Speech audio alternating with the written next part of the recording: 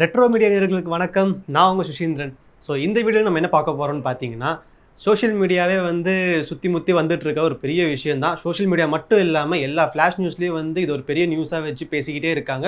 இந்த நியூஸ் எத்தனையோ நாட்கள் ஆச்சு. ஆனால் இப்போ வரைக்குமே சுவாரஸ்யமாக போயிட்டே தான் இருக்குது. என்ன விஷயம்னு உங்களுக்கே தெரிஞ்சிருக்கும். 2 தனியார் சேனல் நடந்துகிட்டு இருக்கிற ஒரு காமெடி அண்ட் குக்கிங் ஷோ தான். என்ன ஷோன்னு சொல்லிட்டு உங்களுக்கும் தெரிஞ்சிருக்கும். விஜய் டிவியில் நடந்துகிட்டு இருக்கிற குக் வித் கோமாளி, அதுக்கப்புறமா சன் டிவியில் நடந்துகிட்டு இருக்க டாப் குக்கு டூப் குக்கு, இந்த ஷோ வச்சு தான் பெரிய பிரச்சனையே போயிட்டு இருக்குது. அதுலேயும் என்ன விஷயம் பார்த்தீங்கன்னா, இவங்க சரியில்லை அவங்க சரியில்லைன்னு தாண்டி இந்த விஷயத்தில் 2 பேர் தான் மாட்டியிருக்காங்க. மணிமேகலையும் அதுக்கப்புறமா பிரியங்கா தேஷ்பாண்டியும் தான். என்னன்னு பார்த்தீங்கன்னா, இவங்க 2 பேத்துக்குள்ளேயே குக் வித் கோமாளி சீசன் 5 ஆரம்பிக்கும் போதே இவங்க 2 பேத்துக்குள்ளேயே சின்ன சின்ன முரண்பாடுகள் ஏற்பட்டுக்கிட்டே இருந்திருக்குது. அதனால மணிமேகலையும் இந்த ஷோவில் கொஞ்சம் கொஞ்சமாக அட்ஜஸ்ட் பண்ணிட்டு இருந்திருக்காங்க. பிரியங்கா அவங்க வந்த வேலையை பார்க்காம அவங்க கண்டஸ்டண்ட்டாக மட்டும் இல்லாமல் அவங்க ஆங்கரிங்கும் பார்த்துட்டு இருக்காங்க. அதனால என்ன பண்ணுறது எது பண்ணுறதுன்னு தெரியாமல் மணிமேகலையும் ஃபுல் அண்ட் ஃபுல்லாக கொஞ்சம் கொஞ்சம் கண்ட்ரோலில் இருந்தாங்க. ஆனால் சீசன் முடிகிற எண்டு டைமில் அவங்களுக்குள்ள இன்னும் அதிகமாக பிரச்சனை ஆகிடுச்சு. என்னன்றது பார்த்தீங்கன்னா, திவ்யா துரைசாமின்னு சொல்லிட்டு ஒரு கண்டஸ்டன்ட் ஒருத்தவங்க இருக்காங்க. அவங்க எலிமினேட் ஆகி போயிட்டாங்க. எலிமினேட் ஆகி போகும்போது பிரியங்கா இப்பேற்பட்ட ஒரு ஆங்கர், இவங்க இவ்வளோ பெரிய ஒரு ஃப்ரேமில் இருக்கிறவங்க, ஆனால் இந்த ஷோக்குள்ளே நான் கண்டஸ்டண்ட்டாக வந்திருக்கேன், அவங்களும் ஒரு கண்டஸ்டண்ட்டாக வந்திருக்காங்க. ஆனால் அவங்க என்கிட்ட ரொம்ப சூப்பராக பேசி பழகுனாங்க. நான் எதிர்பார்க்கவே இல்லை அந்தளவுக்கு ஒரு சூப்பரான ஒரு கேரக்டர் அண்ட் அந்தளவுக்கு ஒரு சூப்பரான ஒரு பர்சன் சொல்லிட்டு திவ்யா துரைசாமி பாராட்டுகள் தெரிவிச்சுட்டு ரொம்ப வாழ்த்திக்கிட்டு ரொம்ப அவங்க ஃபீலிங்ஸை எக்ஸ்பிரஸ் பண்ணிட்டு ஷோவை விட்டு வெளில போயிட்டாங்க. அதே மாதிரி பிரியங்காவும் என்ன சொல்லியிருக்காங்கன்னா, திவ்யா உண்மையிலே செம கேரக்டர், செம டேலண்டடான ஆர்டிஸ்ட், அவங்க இத்தனை படங்கள் நடிச்சிட்டு இருக்கிறாங்க. ஆனால் அவங்க எந்த ஒரு பந்தாவும் காட்டிக்காமல் சூப்பராக பெர்ஃபார்ம் பண்ணியிருக்காங்க. அதனால அவங்க எலிமினேட் ஆகி போகிறது எனக்கு வருத்தம் தான் அப்படின்னு சொல்லிட்டு 2 பேத்துக்குள்ள கான்வர்சேஷன் பில்டப் ஆகி போயிட்டே இருக்குது. இந்த கான்வர்சேஷன் பில்டப் ஆகணும் அப்படின்னா ஆங்கர் தான் முன்ன நின்று எல்லாமே ஏற்பாடு பண்ணணும். ஆங்கர் பேச வேண்டிய கண்டென்ட் மொத்தமாக பிரியங்கா பேசுனதுனால மணிமேகலை அவர்களுக்கு ஒரு கோவம் வந்துருச்சு.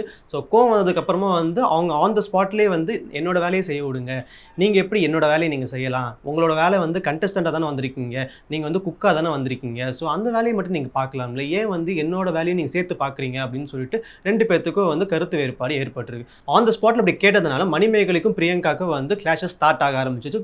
பிரியங்கா கேரவானில் போய் உட்காந்து அழ ஆரம்பிச்சிட்டாங்க. என்ன இப்படி ஆயிடுச்சு, இவங்க இப்படி கேட்டாங்க, எல்லாத்துக்கு முன்னாடி இப்படி பேசிட்டாங்க, நான் அப்படியே நடந்துக்கிறேன், அவ்வளோ ஹாஷாக பிஹேவ் பண்ணுறேன், நான் ஜாலியாக தானே பேசிகிட்டு இருக்கிறேன்னு சொல்லிட்டு அவங்க ஒரு பக்கம் கேரவானில் போய் கதறிட்டு இருக்க, இந்த பக்கம் மணிமேகலை என் வேலையை மட்டும் செய்ய விடுங்க அப்படின்ற மாதிரி இது. அதுக்கப்புறமா டீம்மேட்ஸ் எல்லாருமே சேர்ந்து அவங்கள அவ்வளோ ஸ்மூத்தாக ஓகே விடுங்க பார்த்துக்கலாம், நம்ம எல்லாம் ஒரே ஃபேமிலி தானே அப்படின்னு சொல்லிட்டு சுமூகமாக முடிச்சு வச்சுட்டாங்க. அதுக்கப்புறமா போக போக இவங்க 2 பேத்துக்குள்ளேயே கிளாஷஸ் இன்னும் ஆரம்பிச்சுக்கிட்டே இருக்குது. என்னோட வேலையை நீங்கள் செய்ய விடவே மாட்டீங்க அப்படின்னு சொல்லிட்டு மணிமேகலை அவர்கள் அவங்க போயிட்டு அந்த ப்ரொடக்ஷன் டீம் கிட்ட ப்ளீஸ் தயவு செஞ்சு நான் பிரியங்கா கிட்ட சொல்கிற அளவுக்கு சொல்லிட்டேன், அவங்க வேலையை மட்டும் அவங்கள பார்க்க சொல்லுங்கள், அவங்க எந்த வேலைக்கு வந்திருக்காங்களோ அதை மட்டும் பார்க்க சொல்லுங்கள், அவங்களுக்கு எவ்வளோ ஷோ இருக்குது, எனக்கு இந்த ஷோ கமிட்மெண்ட்டாக கொடுத்துருக்கீங்க, இதுக்கு முன்னாடி 4 சீசன்லேயும் எனக்கு கோமாளியாக போட்டிருந்தீங்க, இந்த சீசனில் எனக்கு ஆங்கரிங் தான் இம்பார்ட்டன்ட், எனக்கு ஆங்கரிங் கொடுங்கன்னு சொல்லிட்டு நான் ரெக்வஸ்ட் பண்ணி கேட்டதுனால நீங்கள் ஆப்பர்ச்சுனிட்டி எனக்கு கொடுத்துட்டீங்க, ரக்ஷனோட இடத்த நான் ஒன்றும் நிரப்பலை, ரக்ஷன் படத்தில் நடிக்க போயிட்டார், அதனால் எனக்கு இந்த ஆப்பர்ச்சுனிட்டி கொடுத்துருக்கீங்க, இந்த ஆப்பர்ச்சுனிட்டி நல்லபடியாக யூஸ் பண்ணிங்கன்னு நினைக்கிறேன், என் வேலையில் நான் கரெக்டாக தான் இருக்கிறேன்னு சொல்லிட்டு மணிமேகலை ஒரு பக்கம் ப்ரொடக்ஷன் டீம் கிட்ட பேச, இன்னொரு பக்கம் பிரியங்கா என் வேலையை தான் நான் செஞ்சுட்டு இருக்கிறேன், அதுவும் இல்லாமல் என்னோட பேசிக்கான கேரக்டரே நான் இவ்வளோ பேசிகிட்டு இருக்கிற ஒரு டாக்கட்டிவான ஒரு கேரக்டர் தான், அதனால என்ன பண்ணுறதுன்னு சொல்லிட்டு இவங்க ஒரு பக்கம் பேச, ப்ரொடக்ஷன் டீம் மணிமேகலை கிட்ட ப்ளீஸ் தயவு செஞ்சு அப்பேற்பட்ட ஒரு சீனியரான ஒரு ஆங்கரை பகிச்சிக்காதீங்க, அவங்க கிட்ட கொஞ்சம் அட்ஜஸ்ட் பண்ணிட்டு போங்க, ப்ரொடக்ஷன் டீம் மணிமேகலை கிட்ட சொல்ல, மணிமேகலை நான் எதுக்கு அட்ஜஸ்ட் பண்ணணும், நான் என் வேலையை கரெக்டாக செஞ்சுட்டு இருக்கிறேன், என்னை செய்ய விடுங்க அப்படின்னு தான் நான் கேட்குறேன், நான் என் வேலையை சேர்த்து அவங்கள பார்க்க சொல்லுங்க, நான் அப்படிலாம் ஒன்று கேட்கலையே, நான் என் வேலையை பார்த்துட்டு இருக்கேன், அவங்க வேலையை அவங்களை பார்க்க சொல்லுங்கள், ஏன் உங்களால் அதை சொல்ல முடியாதா, நான் என்ன தப்பாக கேட்குறேன், நான் இல்லைங்க அவங்க நீங்கள் அட்ஜஸ்ட் பண்ணிட்டு போய் தான் ஆகணும், பிகாஸ் அவங்க நினச்சா அவங்க கெரியரே காலி ஆகிடும் அப்படின்னு சொல்லிட்டு ப்ரொடக்ஷன் டீம் சொல்ல, அதுக்கப்புறம் பார்த்தீங்கன்னா மணிமேகலை என்னால் அப்படிலாம் அட்ஜஸ்ட்லாம் பண்ண முடியாது, என் வேலையில் எதாவது தப்புனா சொல்லுங்கள், நான் வேலையை திருத்திக்கிறேன், என்ன பண்ணிக்கிறேன் நான், ஆனால் அட்ஜஸ்ட்லாம் பண்ண முடியாது, அவங்களுக்காக அட்ஜஸ்ட் பண்ணிட்டு போகிற அளவுக்கு அவனும் அவ்வளோ பெரிய ஆள்லாம் கிடையாது, என்னை பொறுத்த வரைக்கும் அவங்க ஒன்றும் பெரிய ஆள்லாம் கிடையாது, அவங்களும் என்னை மாதிரி சராசரியான ஒரு ஆங்கர் தான், அதனால் நானும் கஷ்டப்பட்டு தான் வந்தேன், அவங்களும் கஷ்டப்பட்டு தான் வந்திருக்காங்க, அதனால் எல்லாத்துக்கும் ஈக்குவலான ஒரு இம்பார்ட்டன்ஸ் கொடுங்க, என்னோட கெரியர் எப்படி அவங்களால காலி பண்ண முடியும் அப்படின்னு சொல்லிட்டு மணிமேகலை ஹார்ஷாக பேசிட்டு எனக்கு செல்ஃப் ரெஸ்பெக்ட் தான் முக்கியம் அப்படின்னு சொல்லிட்டு அவங்க அந்த ஷோவை விட்டு குவிட் பண்ணிட்டு போயிட்டாங்க. அதாவது எப்போனா ஷோ எண்ட் ஆகிற டைமில் அவங்க இதுக்கு மேலே நான் இந்த சீசன்லேயே கிடையாது, இதுக்கு மேலே குக் வித் கோமாளின்னு ஒரு ஷோவிலே நான் இருக்கவே மாட்டேன் அப்படின்னு சொல்லிட்டு அவங்க பாட்டுன்னு ரிஜெக்ட் பண்ணிட்டு போயிட்டே இருக்கிறாங்க. அதுக்கப்புறமா அவங்க வெளியில் வந்த உடனே அவங்களோட யூடியூப் சேனலில் வந்து அவங்க வந்து ஒரு வீடியோ பதிவிடுறாங்க. அதில் வந்து இத்தனை டீட்டெயில்ஸ் வந்து அவங்க அப்படி பண்ணாங்க, இப்படி பண்ணாங்க, என்னை அட்ஜஸ்ட் பண்ணிட்டு போக சொல்கிறாங்க. அதுக்கப்புறமா வந்து என்னோட கெரியரை காலி பண்ணிடுறேன்னு சொல்கிறாங்க. என் கெரியர் நான் தான் கஷ்டப்பட்டு பில்ட் பண்ணேன். ஸோ அதனால் வந்து நான் யாருக்காக பயப்படணும்னு அவசியம் கிடையாது. எனக்கு கடவுள் மேலே நம்பிக்கை இருக்குது. அதுக்கப்புறமா வந்து எனக்கு என் உழைப்பு மேலே நம்பிக்கை இருக்குது. ஹார்ட் ஒர்க்கிங் உமன் தான் நான். ஸோ அதனால் வந்து என்னால் வந்து கண்டிப்பாக வந்து வேறு லெவலில் வர முடியும். யார் எனக்கு சான்ஸ் வாங்கி கொடுக்குறது, எனக்கு சான்ஸ் எப்படி வாங்கணும், யார் யாரெல்லாம் கொடுப்பாங்கன்னு எனக்கு தெரியும். ஸோ அதனால் இப்படிப்பட்ட ஒரு வேர்ஸ்டான ப்ரொடக்ஷன் கம்பெனி வந்து எனக்கு வேண்டாம். அதாவது ப்ரொடக்ஷன் கம்பெனி யாருன்னு பார்த்தீங்கன்னா மீடியா மெஷன் கிடையாது. மீடியா மெஷன் வந்து ஃபஸ்ட்டு 4 சீசன் வரைக்கும் தான் இருந்தாங்க. இப்போ வந்து புதுசாக ஒரு ப்ரொடக்ஷன் கம்பெனி தான் வந்து சீசன் 5, அதாவது குக் வித் கோமாளி சீசன் 5 வந்து நடத்திட்டு இருக்கிறாங்க. ஆனால் வந்து மீடியா மெஷன் இப்போ சன் டிவிக்கு போயிட்டு டாப் குக்கு டூப் குக்குன்னு சொல்லிட்டு ஒரு சூப்பரான ஒரு ஷோ நடத்திட்டு இருக்கிறாங்க. அதாவது பாதி அந்த டீமே வந்து சன் டிவி ஓடி போயிடுச்சு.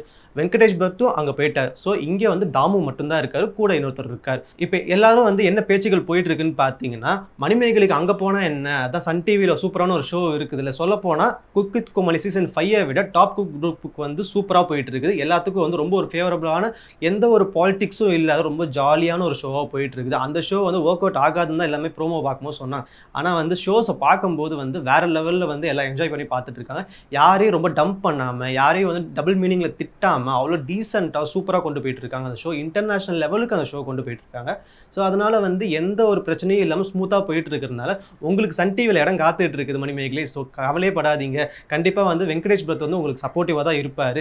வெங்கடேஷ் பட் மட்டும் இந்த குக் வித் கோமாளி சீசன் 5 வந்து இருந்திருந்தார் அப்படின்னா இந்த மாதிரி கண்டஸ்டன்ஸ்குள்ளேயே ஆங்கருக்குள்ளேயே வந்து பிரச்சனையே வர விட்டுருக்க மாட்டார் அப்படின்னு சொல்லிட்டு அவரை வந்து புகழ்ந்து பேசிகிட்டு இருக்காங்க ஒரு பக்கம் இருக்கிற மக்கள். அதுவும் இல்லை, வெங்கடேஷ் பட் போட்டிருக்க அந்த ஒரு போஸ்ட் கீழே வந்து எவ்வளோ ஆடியன்ஸ் வந்து மணிமேகலைக்கு உங்களோட ஆதரவு தேவை, நீங்கள் வந்து அவளுக்கு முடிஞ்ச அளவுக்கு ஹெல்ப் பண்ணுங்கள், அதுக்கப்புறமா அவங்களும் அந்த ஷோவில் வந்து எப்படியாவது சேர்த்துக்க பாருங்கள், பிகாஸ் அவங்கள நீங்கள் அந்த ஷோவில் சேர்த்துக்கிட்டோம்னா ஷோ இன்னும் மேற்கொண்டு காமெடியாகவும் பிரம்மாண்டமாகவும் தெரியும் அப்படின்னு சொல்லிட்டு பப்ளிக்ஸ் நிறைய பேர் சொல்ல அந்த கமெண்ட்டுக்கு வந்து வெங்கடேஷ் பட்டு வந்து லைக் போட்டிருக்கார். ஸோ இதுலேருந்து என்ன தெரிய வருது அப்படின்னா மணிமேகலை கூடிய சீக்கிரம் வந்து சன் டிவியில் இருக்கிற அந்த குக்கிங் ஷோவில் வந்து கண்டிப்பாக நம்ம வந்து அவங்க பார்க்கலாம். அவங்க வந்து அங்கே வந்து நம்மளை என்டர்டெயின் பண்ணுறதுக்கு நிறைய வாய்ப்புகள் இருக்குது.